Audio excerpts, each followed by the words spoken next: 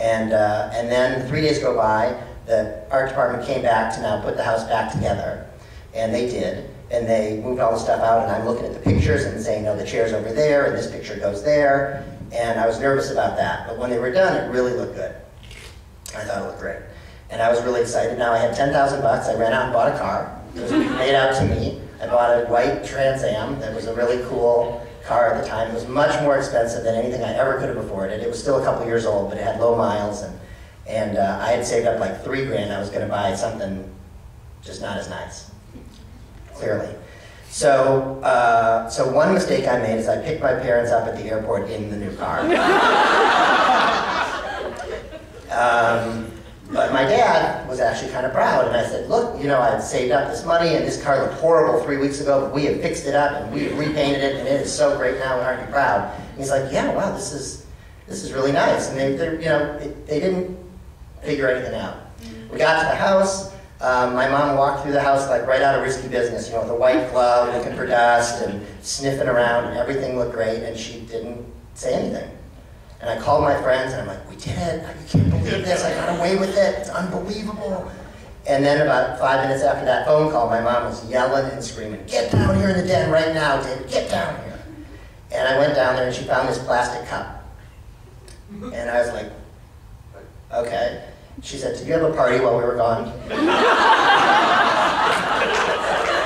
I said, okay, we had a party. We had a little party. And she sniffed the cup for like alcohol, and it was soda. They don't allow alcohol on sets. It was someone had left a Coke cup. And I said, we didn't drink. You know, it was just a few guys. I'm really sorry, I would have called, but you were in China. And so got away with it. Called the guys again. Oh my God, you're not going to believe this. I almost got busted, but now I'm in the clear. So then another day went by, and the next morning, at 6 in the morning, she comes screaming up and rips me out of bed, drags me down to this grassy area we have. It was kind of a long, windy driveway in the country. And she said, did your friends park on the lawn? I said, I told them not to park on the lawn. This will never happen again. I am so sorry. And then she goes, well, how many of your friends drive semis? So the gig was up, and it also turned out that those semis crushed all these sprinkler heads that she just put in, and one of them backed into the plumbing of the whole sprinkler system and ruined that. And that was like about $2,000 to $3,000 worth of stuff. And I'm doing the math, I'm thinking, okay, well, I still have $7,000, but I had to explain it to her, and then they were livid. They were freaked out that I rented the house out, and that the company never asked for an adult, and that the whole thing went down, and now their lawn was ruined and the sprinklers were fucked up. Can this still go on YouTube now? So, sorry, God. So then they called the production company, they explained what really happened and how irresponsible it was of them, and they were very sorry, and I had to sell the car and give the money back to my parents, and then they ended up finally splitting it with me and putting some in a bank account so when I was 18. And they ultimately, you know, kind of had a laugh about it, and had they been there and seen all the trucks and all the stuff, they probably wouldn't have thought it was so funny. But at the time, my dad thought it was kind of entrepreneurial, and my mom was a little upset that I, you know, ravaged her house. So then the funniest part was like a week later, my dad at one dinner said, so what was the name of the movie? What was the movie about? And I said, well, I don't know. I didn't ask. It was, you know, it was just a movie, and it was legitimate actors. It was Barbara Hershey was in it, in her prime, if you know who she is. Martin Mull, Eddie Albert was also in it. And I said, it's a real movie, you know, what's there to be worried about? And they said, well, what if the movie somehow sheds a negative light on the house and on our family? I said, come on, how could that possibly happen? They said, well, we should just find out. So a quick backstory on this was my dad, who was running a business that was an envelope manufacturing company. He was in the process of dealing with his employees who all wanted to go union, and he wanted to keep the company independent and non-union.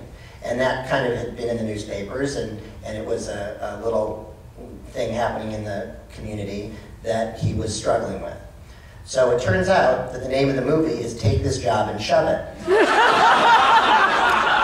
Which you probably heard of the song, Take This Job and Shove It. It was a movie, and it was about a union uprising in a brewery And the head of the company, Eddie Albert, is the mean, badass president who wants to suppress the little man.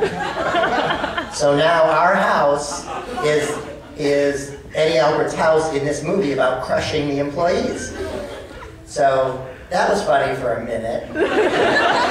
And then they got over it, and then the newspapers got a hold of it, and then it was Art Imitates Life, and you know, it was kind of a whole big funny story that got out. And the end result, which actually what finally made my parents kind of excited about it all, was the premiere ended up coming to Minneapolis. We all went to the premiere, some of the actors were there, and my dad met Eddie Albert, and they ended up becoming friends. And the next two holiday Christmases, we ended up spending in Los Angeles at Eddie Albert's house as a result of all this, and they became friends. And he ended up coming, he died a couple years ago, but he ended up coming to almost every screening that I've had in the last 10 years. Because of that, and they were family friends. So that is what got me interested in working in movies. You